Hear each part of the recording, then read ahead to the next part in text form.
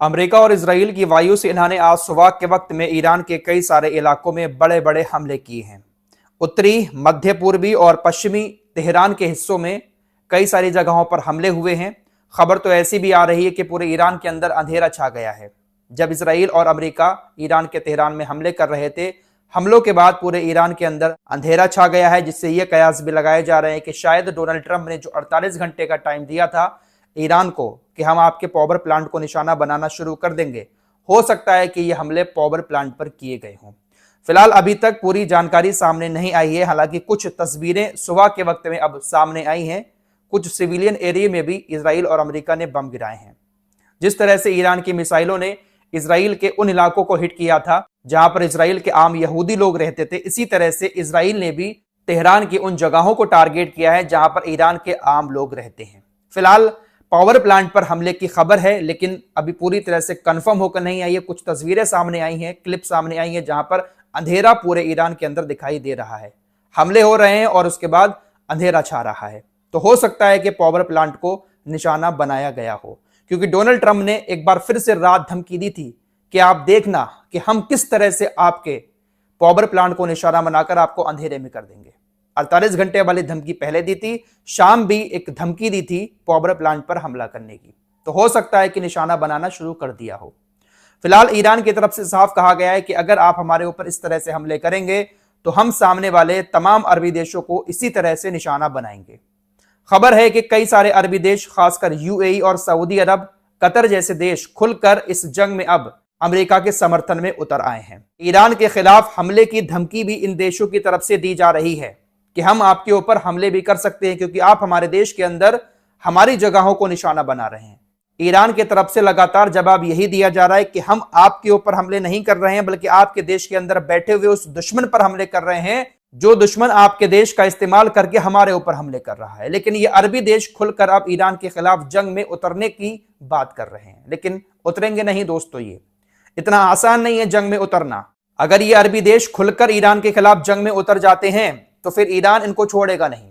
अभी तो सिर्फ अमेरिका के ठिकानों को निशाना बना रहा है, फिर इन तमाम जगहों को निशाना बनाएगा जहां पर इनका बड़ा पैसा इन्वेस्ट किया हुआ है। ईरान अगर चाहे तो आम लोगों की जान ले सकता है इन देशों में, लेकिन आम लोगों की जान ईरान नहीं ले रहा है। लेकिन यूएई समेत कुछ अरबी देशों की तरफ से यह बात साफ बोल दी गई है कि हम अमेरिका और इजराइल के इस जंग में साथ हैं। इधर अमेरिका और इजराइल ने ईरान के ऊपर हमले किए, उधर एक बार फिर से ईरान ने अपनी कनस्टर मिसाइलों से इजराइल के अंदर हमले किए। ईरान की मिसाइलों ने सेंट्रल इजराइल में कई सारी जगहों को निशाना बनाया। कनस्टर बम जब फटते हैं तो कई सारी जगहों पर जाकर गिरते हैं। कुछ तस्वीरें सामने आई हैं। ईरान की कनस्टर मिसाइल को इजराइल का एयर डिफेंस सिस्टम रोक नहीं पा रहा है। जब भी ईरान की तरफ से कनस्टर मिसाइलों से हमले किए जा रहे हैं, उसका इंपैक्ट इजराइल के अंदर जरूर हो रहा है। कल भी आपने देखा था, परसों भी आपने देखा किस तरह से इजराइल के अंदर तबाही मची है। ईरान की जो तस्नीम न्यूज एजेंसी है, उसने अपने इजरायली सूत्रों के हवाले से खबर लिखी है कि इस जंग के दौरान तकरीबन 1281 इजरायली अब तक मारे जा चुके हैं। डिमोना और अराद पर जो हमला किया गया ईरान की तरफ से, उसमें कितने सारे लोग घायल हुए, कितनी मौतें हुई हैं, 24 घंटे का आंकड़ा अभी सामने नहीं आया है।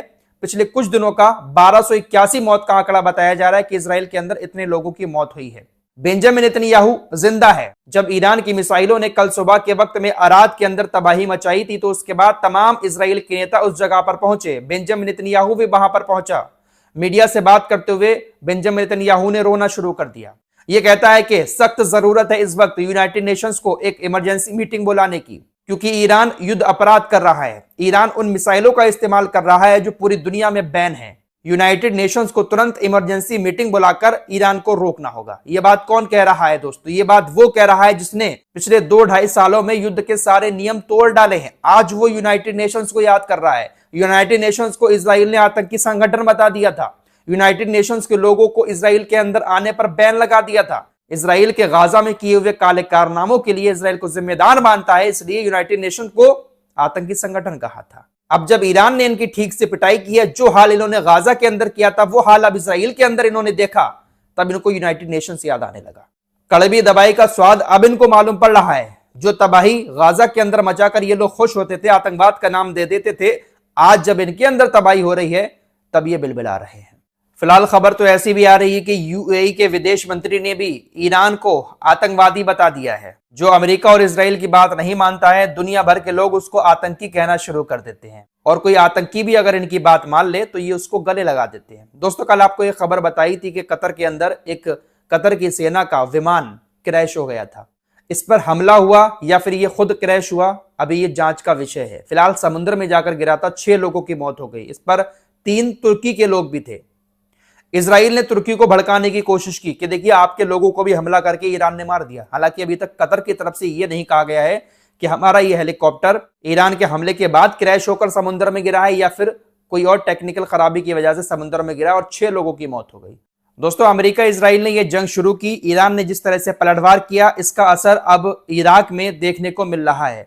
इराक के अंदर नाटो की सेना तैनात रहती थी, वो नाटो की सेना अब भागना शुरू कर चुकी है।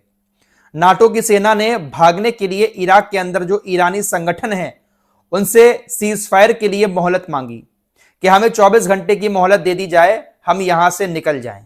आप 24 घंटे सीज फायर कर दो, हमला मत करो, ताकि जो विक्टोरिया बेस है अमेरिका का इराक के अंदर उसको खाली करके हम अमेरिका वापस जा सकें। इराकी संगठन से नाटो ने 24 घंटे का सीज फायर मांगा। फिलहाल इराकी संगठन इसके लिए राजी हो चुका है कि 24 घंटे का सीज फायर है, हमारी तरफ से किसी तरह का कोई हमला अमेरिकी बेस पर नहीं होगा, आप इराक की जमीन छोड़कर यहां से निकल सकते हैं। फिलहाल नाटो ने वापस लौटना शुरू कर दिया है। दोस्तों, अगर ये तमाम देश मिडिल ईस्ट से निकल जाएं तो वाकई में मिडिल ईस्ट के अंदर कभी कुछ होगा ही नहीं। बेवजह का डर दिखाकर ये लोग मिडिल ईस्ट के अंदर बैठे हुए हैं और करते कुछ नहीं है, बस अपना मतलब निकालते हैं। फिलहाल नाटो की वापसी इराक के लिए कहीं ना कहीं एक बहुत अच्छा संदेश है। आइए अब कुछ तस्वीरें दिखाता हूं जो कश्मीर से आ रही हैं। हमारा जो प्यारा कश्मीर है, वहां से शिया समुदाय के लोगों ने ईरान की मदद के लिए उनके पास जो भी था जमा करके ईरान की एम्बेसी को दिया। बड़े लोगों ने अपना कैश निकाला, औरतों ने अपने गहने, बच्चों ने अपना गुल्लक फोड़कर बहुत सारा पैसा इकट्ठा किया कश्मीर में बहुत सारी जगहों पर, और उस पैसे को अब वो ईरान की मदद के लिए भारत के अंदर ईरान की जो एम्बेसी है उसको देंगे। तो भारत के अंदर इस तरह से शिया समुदाय के लोग, ज्यादातर शिया समुदाय के लोग हैं, और भी लोग हैं जो मदद कर रहे हैं, लेकिन खासकर शिया समुदाय के लोग इस तरह से ईरान की मदद के लिए आगे आए हैं। जिसकी जो हैसियत थी, जिसके पास जो कुछ भी था, उसने उसी हिसाब से कश्मीर के अंदर बाकायदा पैसे देकर ईरान की मदद की है। फिलहाल स्ट्रेट ऑफ हॉर्मुज में अब टैक्स वसूलना ईरान ने शुरू कर दिया है। किसी भी जहाज को निकलना है तो उसको $20 लाख देने होंगे। जापान ने भी $20 लाख देकर अपने जहाज को पार करवाया है। जापान बड़ा कूदता हुआ गया था अमेरिका के पास कि हम आएंगे, स्ट्रेट ऑफ हॉर्मुज को खुलवाएंगे, लेकिन जापान ने भी डील करके अपने जहाज को निकाला है। अब्बास अरागची ने कहा है कि स्ट्रेट ऑफ हॉर्मुज हमारे दोस्तों के लिए खुला है, स्ट्रेट ऑफ हॉर्मुज सिर्फ हमारे दुश्मनों के लिए बंद है। जो ईरान के दुश्मन, उनके लिए स्ट्रेट ऑफ हॉर्मुज बंद। अब ईरान के दुश्मन कौन कौन है ये तो ईरान ही जानता होगा। ईरान के दुश्मन वो हैं जिनका खास ताल्लुक अमेरिका और इजराइल से है, और अमेरिका इजराइल जैसे देश उनके जहाज इधर से नहीं गुजरेंगे। बाकी जो याराना निभा रहा है ईरान से, ईरान उनके जहाजों को पार करवा रहा है। इंटरनेट केबल की बात आई थी दोस्तों, क्या वाकई में ईरान इंटरनेट केबल पर हमला करेगा? कोई बड़ी बात नहीं है, कर भी सकता है। अगर ईरान के ऊपर ये बहुत बड़े लेवल के हमले करेंगे, ईरान के इंफ्रास्ट्रक्चर को नुकसान पहुंचाएंगे, तो ईरान इंटरनेट केबल को नुकसान पहुंचा सकता है, और अगर इंटरनेट केबल को नुकसान हुआ तो इसका असर पूरी दुनिया में देखने को मिल सकता है। फिलहाल के लिए इतना ही। कुछ और लेटेस्ट अपडेट के साथ फिर हाजिर होऊंगा। अपना ख्याल रखिएगा। अल्लाह हाफिज।